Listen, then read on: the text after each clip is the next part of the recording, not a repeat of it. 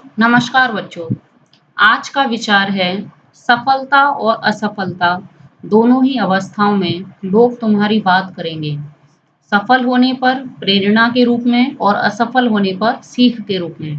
तो इसलिए हमें अपनी असफलता से हार नहीं माननी चाहिए, हमें उससे कुछ भी सीख लेनी चाहिए। हमें ये देखना चाहिए कि यदि हम असफल हुए हैं तो कहाँ कमी रह गई है और उस कमी को दूर करने का प्रयास करना चाहिए, तो सफलता अवश्य ही मिलेगी। हमने तीसरा पाठ पढ़ा स्वावलंबनम। स्वावलंबनम यानी कि अपने ऊपर निर्भर रहना, स्वयं अपना कार्य स्वयं करना, किसी के अधिकार में न रहना।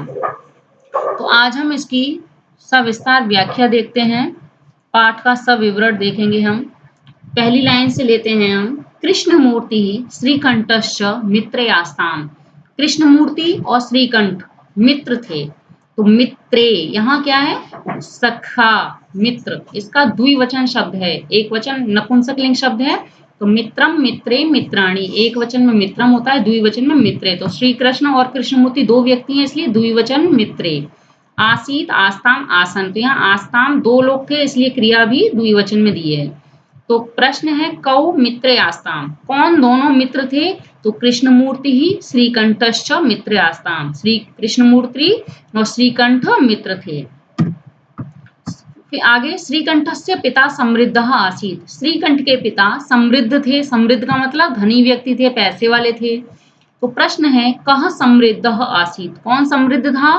तो श्रीकंठस्य पिता समृद्ध आसीत। श्रीकंठ के पिता समृद्ध थे। तस्मिन् विशाले भवने चत्वारिंशत् स्तंभः आसन्।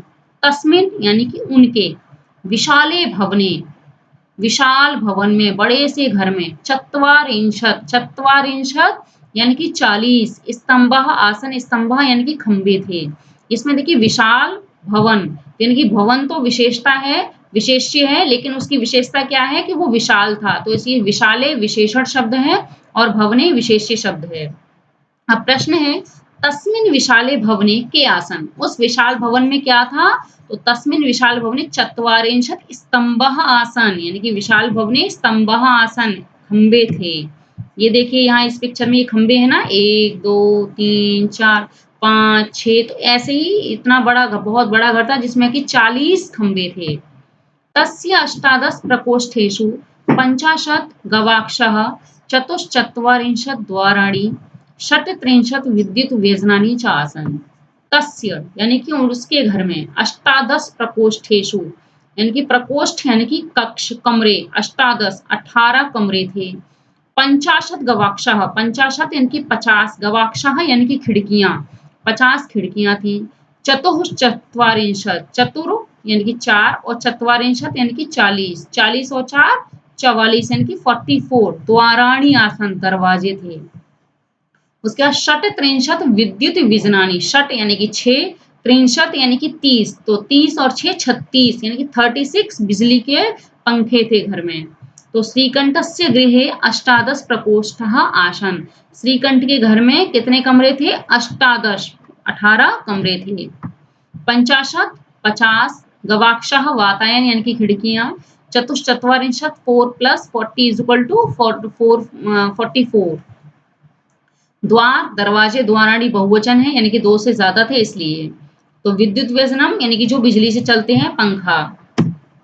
तो तस्मिन, इसमें से प्रश्न करते हैं तस्मिन विशाले भवने कति प्रकोष्ठः आसन्। कति मतलब कितने, प्रकोष्ठः यानी कि कमरे थे। तो उस विशाल भवन में कितने कमरे थे? अष्टादश प्रकोष्ठः आसन्, 18 कमरे थे। कति गवाक्षः आसन्, कति यानी कि कितनी, गवाक्षा यानी कि खिड़कियां, आसन थे, कितनी खिड़कियां थी? तो 50 अर्थात 50 खिड़कियां थी। कति द्वाराणी आसन, कितने दरवाजे थे? तो चतुश्चत्वारिंशत् द्वाराणी आसन, चतुश्चत्वारिंशत् यानी कि 44 दरवाजे थे। कति व्यजनानी आसन, कितने पंखे थे?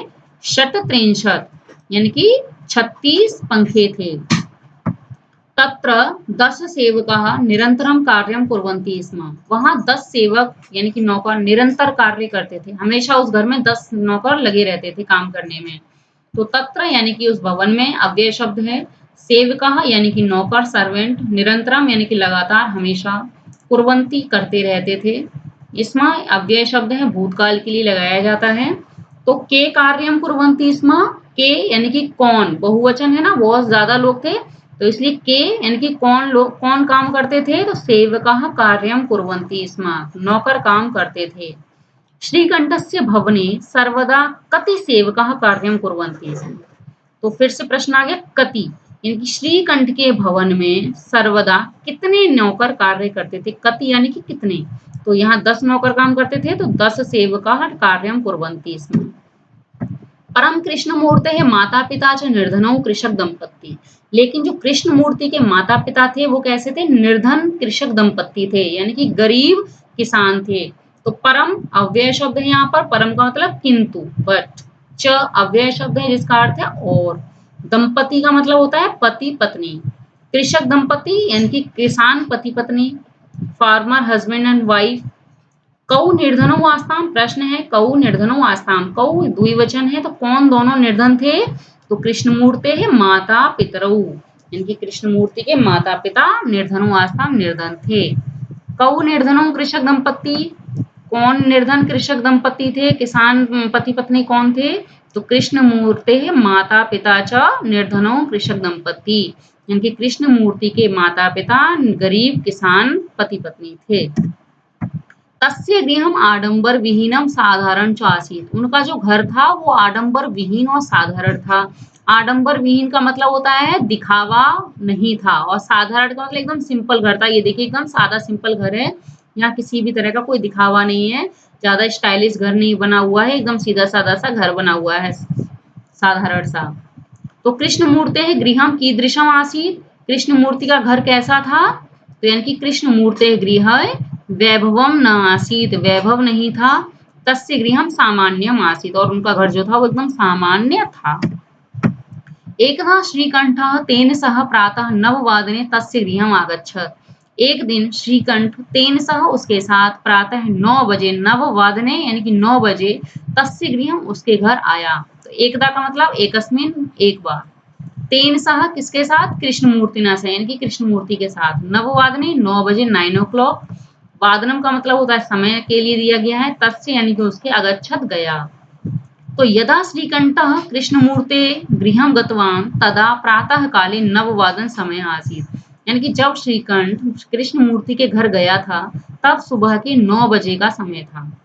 प्रश्न है श्रीकंठः कृष्णमूर्ते गृहं केन सह गच्छत, केन सह यानी कि किसके साथ गया था, श्रीकंठ कृष्णमूर्ति के घर किसके साथ गया था, तो श्रीकंठ तस्य गृहम एकदा तेन अर्थात कृष्णमूर्तिना सह, कृष्णमूर्ति के साथ ही गया था। श्रीकंठः कदा तस्य गृहम अगच्छत, कब उसके घर आया, तो श्रीकंठः एकदा प्रातः नववादने, कदा का मतलब होता है कब आया, तो सुबह 9 बजे आया था, तो प्रातः नववादने तस्य गृहम गच्छत। तस्य कृष्ण तत्र कृष्णमूर्तिः तस्य माता पिता च स्वशक्त्या श्रीकंठस्य आतिथ्यम अकुर्वन्, और वहां पर कृष्ण मूर्ति ने और उसकी माता पिता ने स्वशक्त्या यानी कि अपनी सामर्थ्य के अनुसार, अपनी शक्ति के अनुसार श्रीकंठ का आतिथ्य सत्कार किया, यानी कि रेस्पेक्ट गेस्ट किया, उन्होंने उसका सत्कार किया, होस्ट किया उसे। तो तत्र यानी कि वहां घर पर स्वशक्त्या अपनी सामर्थ्य के अनुसार जितना उनके घर में जैसा भी था उस हिसाब से उसका अतिथि सत्कार किया। अकुर्वन यानी कि किया, प्री धातु का है, अकुर्वन बहुवचन है। कृष्णमूर्ति ही तस्य माता पिता च कस्य आतिथ्यम अकुर्वन्, कृष्णमूर्ति ने और उसके माता पिता ने कस्य यानी कि किसका आतिथ्य सत्कार किया, किसका स्वागत किया घर में, तो श्रीकंठस्य यानी कि श्रीकंठ का आतिथ्यम अकुर्वन्, श्रीकंठ का अतिथि सत्कार किया। के ते कथम श्रीकंठस्य आतिथ्यम अकुर्वन्, ते यानी कि उन्होंने, कथम कैसे श्रीकंठ का अतिथि सत्कार किया, उन्होंने किस प्रकार किया, तो स्वशक्त्या अपनी शक्ति के अनुसार, अपनी सामर्थ्य के अनुसार श्रीकंठ का आतिथ्य किया।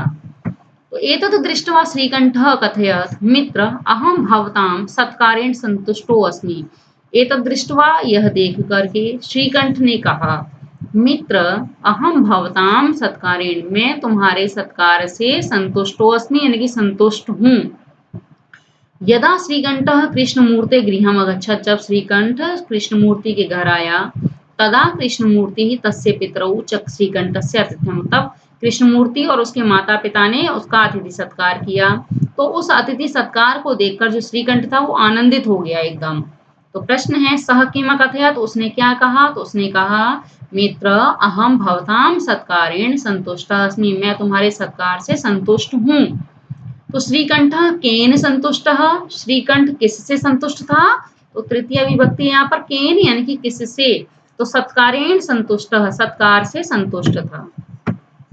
केवलम इदम एव मम दुखम यत तव गृहे एको अपि भृत्य नास्ति। अब वो कह रहा है श्रीकंठ कि मुझे केवल इतना ही दुख है कि तव गृहे यानी कि तुम्हारे घर में एक भी भृत्य नहीं था, यानी कि एक भी नौकर नहीं है। तो केवलम ये भी अव्यय शब्द है। इदम का मतलब यह होता है एको अपि यानी कि एकः धन अपि, संधि विच्छेद किया गया, एकः धन अपि। भृत्यः यानी कि सेवक नौकर। प्रश्न है श्रीकंठस्य किम दुखम आसीत्, श्रीकंठ का क्या दुख था? तो उसका क्या दुख था कि श्रीकंठस्य दुखम आसीत्, श्रीकंठ का दुख था यत श्री कृष्ण मूर्तेः गृहे एक अपि सेवकः नास्ति, कि श्री कृष्ण मूर्ति के घर में एक भी नौकर नहीं था, यही उसको सबसे बड़ा दुख था। कस्य गृहे भृत्या नास्ति, कस्य यानी कि किसके घर में नौकर नहीं था? तो कृष्ण मूर्ति गृहे भृत्यः नास्ति, कृष्ण मूर्ति के घर में नौकर नहीं था। मम सत्काराय भवतां बहु कष्टम जातम, मम सत्काराय यानी कि मेरा सत्कार करने के लिए भवतां तुमको बहुत कष्ट उठाना पड़ा, यानी कि तुम्हें बहुत कष्ट हुआ है। तो सत्कार का मतलब सेवा की, बहु अत्यधिक कष्टम क्लेश यानी कि परिश्रम मेहनत करनी पड़ी, नौकर होते तो वो लोग काम कर देते, यहाँ माता पिता को और उसके मित्र को ही सारा काम करना पड़ गया, तो इसलिए परिश्रम ज्यादा करना पड़ा। अब प्रश्न है केशाम कष्टम जातम, किसको कष्ट हुआ? तो भवताम कष्टम जातम यानी कि तुमको कष्ट हुआ, यानी कि कृष्ण मूर्ति और उसके माता पिता को। किम निमित्तम बहु कष्टम जातम, अब किसके लिए बहुत ज्यादा कष्ट हुआ, इसका कारण क्या था? तो श्रीकंठस्य सत्काराय, श्रीकंठ के सत्कार करने के लिए बहुत कष्ट हुआ। अब मम गृहे तो बहवः कर्मकराः सन्ति, मम गृहे मेरे घर में, तो बहवः बहुत सारे, कर्मकरा यानी कि नौकर, संति हैं मेरे घर में तो बहुत सारे नौकर हैं। तो गृहे गेहे यानी कि घर में, तू अव्यय शब्द है, बहवः अर्थात अनेक, कर्मकरा यानी कि नौकर सेवक। तो कस्य गृहे बहवः कर्मकरा सन्ति, किसके घर में बहुत सारे नौकर थे? तो श्रीकंठस्य गृहे बहवः कर्मकरा सन्ति, श्रीकंठ के घर में बहुत से नौकर हैं। धन्यवाद। आगे का हम लोग अगली क्लास में पढ़ेंगे।